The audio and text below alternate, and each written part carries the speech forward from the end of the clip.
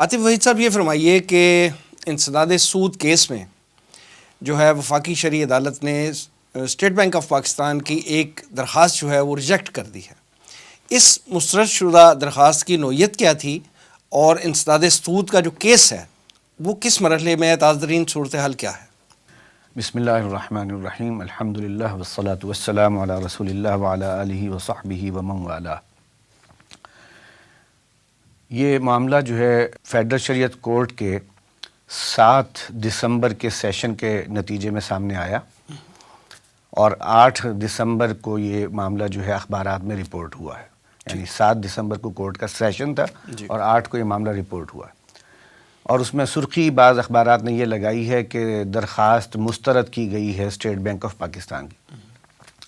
اصل میں جو درخواست تھی وہ اس بات کی تھی کہ اسٹیٹ بینک کو، اس کے وکلاء کو یہ کہا گیا تھا کہ آپ اپنی طرف سے جو بھی جوابات ہیں وہ تحریری طور پر پیش کریں اور جو اس وقت حکومت کا اور اسٹیٹ بینک کا موقف ہے، تازہ ترین موقف ہے، اسے سامنے لائیں.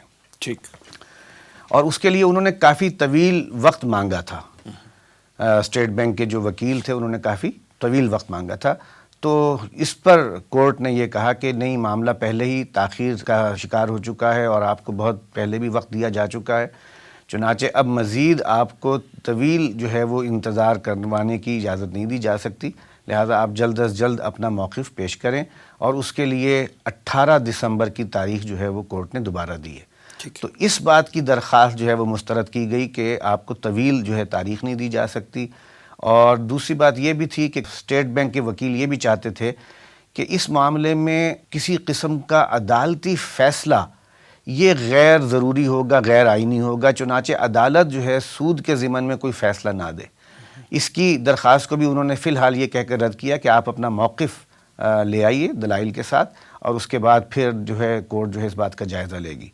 تو اصل میں درخواست یہ والی جو ہے وہ مسترد ہوئی تھی کہ وہ غیر ضروری وقت مانگ رہے تھے اور اس میں جو ہے وہ پہلے ہی بہت وقت، چونکہ کورٹ نے شاید اس وجہ سے بھی ٹائم نہ دیا ہو کہ آگے سردیوں کی چھٹیاں آ رہی ہیں کورٹس میں، تو انہیں ہو کہ یہ ٹائم جو ہے وہ اویل کیا جائے اس کیس کی. یہ پوائنٹ بھی کورٹ نے ریز کیا کہ آگے چھٹیاں آ رہی ہیں تو ہم اس سے پہلے جو ہے خاص طور پر جو جورسڈکشن کا مسئلہ ہے جو اس وقت زیر سماعت چل رہا ہے اس پر اپنی کارروائی مکمل کر لینا چاہتے ہیں.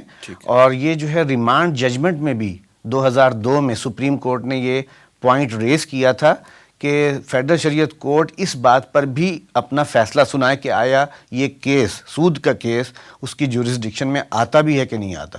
تو اس اعتبار سے یہ ایک سپریم کورٹ کے فیصلے کا بھی تقاضا تھا کہ کورٹ، فیڈرل شریعت کورٹ اس کی سماعت مکمل کر کے اور اپنا فیصلہ دے.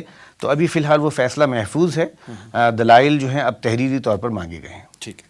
تو عاطف صاحب یہ بتائیے کہ اس کی لیٹسٹ سچویشن کیا ہے اس وقت کیس کی؟ لیٹسٹ سچویشن یہ ہے کہ تقریباً 1 سال بلکہ اس سے بھی زیادہ عرصے کی وقفے کے بعد دوبارہ ایک بینچ کانسٹیٹیوٹ ہوا ہے. جی.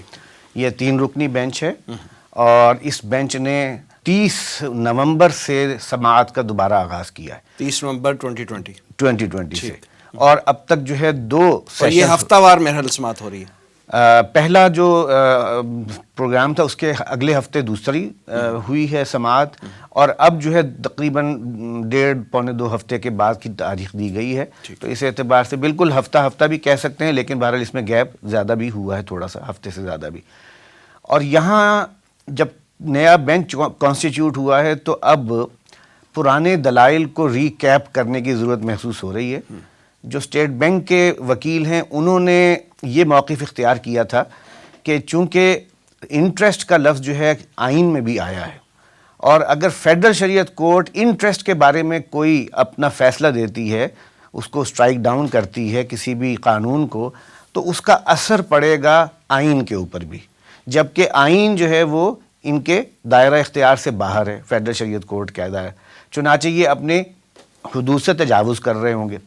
یہ معاملہ ہے جسے جورسڈکشن کے معاملے کے طور پر ڈیبیٹ کیا گیا.